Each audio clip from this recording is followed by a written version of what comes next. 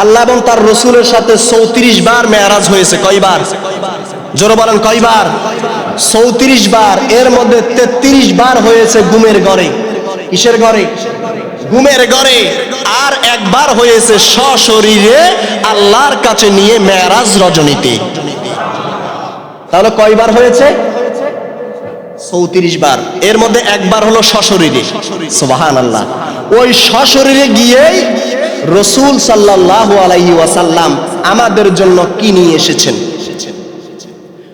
অনেক ইতিহাস আপনারা শুনেছেন, জানেনও, আমার থেকে বেশি জানেন। কারণ এই রাউজানের মধ্যে এত ওয়াজ হয়, আমার মনে হয় অন্যান্য অঞ্চলে এত বেশি হয় না। রাউজান বলেন চট্টগ্রামে বেশি হয়। কোনোদিন ওয়াজ বাদ নাই। সবাই শুনতেছে, সবাই এক একজন এক এক মাহফিলে গিয়ে গিয়ে কি রাসূলের শান মান মর্যাদা কথা শুনতেছে। কিন্তু আমরা মানতেছি না। তো কি করতেছি না? আমরা রাসূলের শান মান মর্যাদা মানি না। তো রাসূল কেন গেলেন, কি আনলেন, কি করার জন্য বলেছেন, আমরা সেটা পালন করতেছি না। আমরা তো শুধু রিজিকের তালাশে দৌড়াই, ঠিক কিনা বলেন না? নামাজ ছেড়ে, রোজা ছেড়ে, সত্য ছেড়ে, মিথ্যা গ্রহণ করে শুধু আমরা কি করতেছি? রিজিকের তালাশে এদিক সেদিক ঘোরাফেরা করতেছি নাকি? আমাদের যদি নামাজের কথা, রাসূলের কথা স্মরণে থাকতো, মনে থাকতো, তাহলে আমরা নামাজ ছাড়তে পারতাম? আমরা রিজিক খোঁজ করি কোথায়? ওই ধান রোপণ করতেছি, বাস চাষ করতেছি, কেউ গাড়ি চালাইতেছি। এইভাবে আমরা কি তালাশ করি? রিজিক তালাশ করি। মূসা আলাইহিস সালাম আল্লাহকে বলে, আল্লাহ আপনার এত মাখলুক, আপনি সবার রিজিক দেন কিভাবে? সুবহানাল্লাহ। সবার রিজিক দেন কিভাবে? মূসা আলাইহিস সালামকে আল্লাহ বলতেছে, মূসা তোমার সামনে একটা পাথর আছে, তোমার হাতের লাঠি দিয়ে ওই পাথরে আঘাত করো। সুবহানাল্লাহ।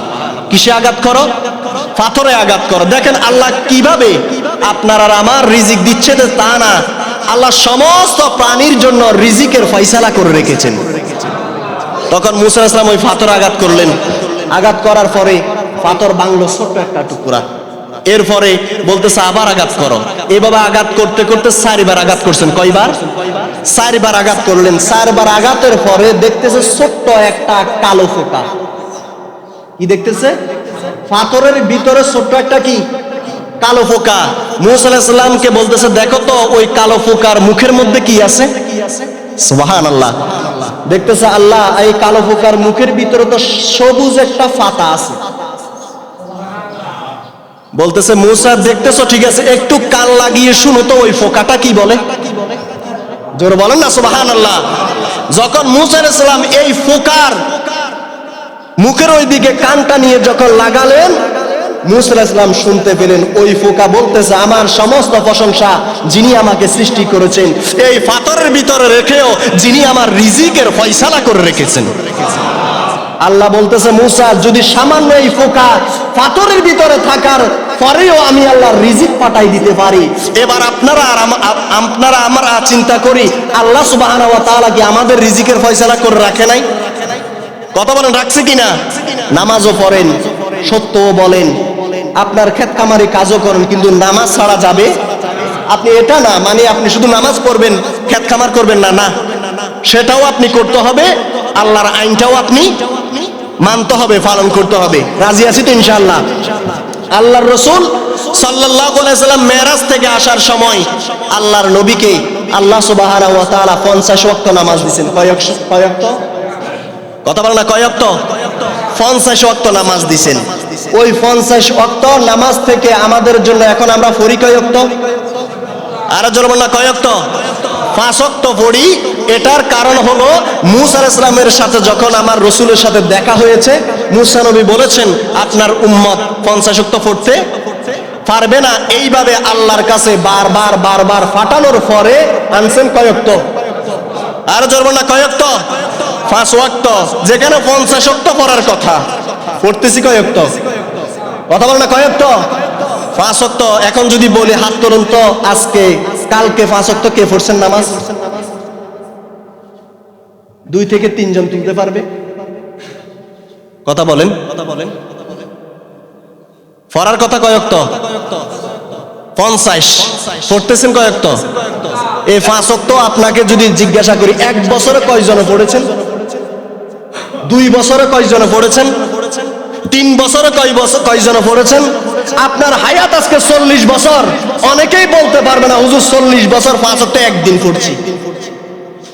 আমার মনে হয় না বলতে পারবে। বাবা মারা গেছে, কয়েক ওয়াক্ত নামাজ পড়ছে শেষ।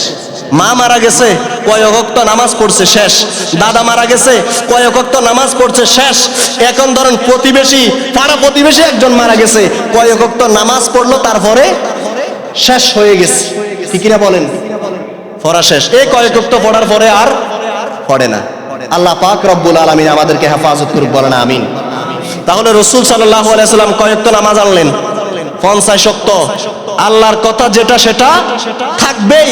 আল্লাহর রাসূলকে বলেছেন, ইয়া রাসূলুল্লাহ 50 ওয়াক্ত দিয়েছি, 5 ওয়াক্ত পড়লে আপনার উম্মত 50 ওয়াক্তের সওয়াব দিয়ে দিব। কয় ওয়াক্ত পড়লে? 5 ওয়াক্ত পড়লে কয় ওয়াক্ত সওয়াব দিবে?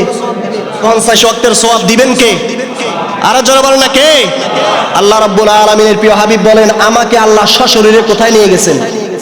মেরাজে নিয়ে গেছেন, আর আমার উম্মতের জন্য মেরাজ করার সুযোগ করে দিয়েছেন। আসসালাতু মেরাজুল মুমিনিন। আমার রাসূল বলেন, আমার উম্মত যখন নামাজে দাঁড়িয়ে যাবে, কিসে? নামাজে দাঁড়িয়ে যাবে, ওই নামাজে দাঁড়ানোর পরে আমার উম্মতের সাথে আল্লাহর সাথে মেরাজ হয়ে যাবে। আল্লাহর রাসূলকে আল্লাহর নবী বলেন, ইয়া রাসূলুল্লাহ সাল্লাল্লাহু আলাইহি ওয়াসাল্লাম, আপনার উম্মত যখন সেজদা দিবে মাটিতে, কোথায়? মাটিতে সেজদা দিবে। মাটিতে সেজদা করার আগে আগে আমি আল্লাহর কুদরতি কদমে সেজদা দিবে। আরো জোরে বলেন। আল্লাহ সুবহানাহু ওয়া তাআলা আমাদের সবাইকে 5 ওয়াক্ত নামাজ হিসাবে কবুল করুক। আর একটু জোরে বলেন আমিন। তাহলে আমাদের নামাজ পড়ার দরকার আছে না নাই? একটু 2 হাত তোলেন, আছে না নাই? না পড়তে পারলে পড়ার দরকার আছে না নাই? আল্লাহ কবুল করুক, বলেন আমিন। আর একটু জোরে বলেন আমিন। তাহলে নামাজ আমাদের দরকার। মেরাজ থেকে এতটুকুই শিক্ষা নেন, মেরাজ থেকে এসে রাসূল আমাদেরকে নামাজের দাওয়াত দিয়েছে। কিসের দাওয়াত? নামাজের দাওয়াত। উম্মতের উন্নতির জন্য, উম্মতের ফায়দার জন্য, উম্মত যেন নাজাত পায়, উম্মত যেন জান্নাতে যায়, তার জন্য রাসূল মেরাজ থেকে আল্লাহর পক্ষ থেকে স্পেশাল উপহার হিসাবে আপনার আর আমার জন্য নামাজ দিয়ে দিয়েছেন। তাহলে এই নামাজ পড়লে কার সাথে কথা বলা হয়? দেখা হয় কার সাথে? এটা আপনি নিয়ত করবেন, আল্লাহর সাথে আমার দেখা হোক আর না হোক, আল্লাহ তো আমাকে দেখতেছে। ঠিক না বলেন? এইভাবে আপনি আর আমি নামাজ পড়ার চেষ্টা করব। আল্লাহ সুবহানাহু ওয়া তাআলা আমাদের সবাইকে ফানজাগানা মুসল্লি হিসেবে কবুল করুন। শুধু আমরা পড়লে হবে না, মা বোনও পড়ার দরকার আছে। কথা বলেন, আছে না নাই? একবার সবাই নামাজ পড়ার দরকার আছে। আল্লাহ সুবহানাহু ওয়া তাআলা আমাদেরকে 5 ওয়াক্ত নামাজি হিসাবে কবুল করুন। আর একটু জোরে বলেন আমিন। ওয়া আখির দাওয়ানা আলহামদুলিল্লাহি রাব্বিল আলামিন। আসসালামু আলাইকুম ওয়া রাহমাতুল্লাহি ওয়া বারাকাতুহু।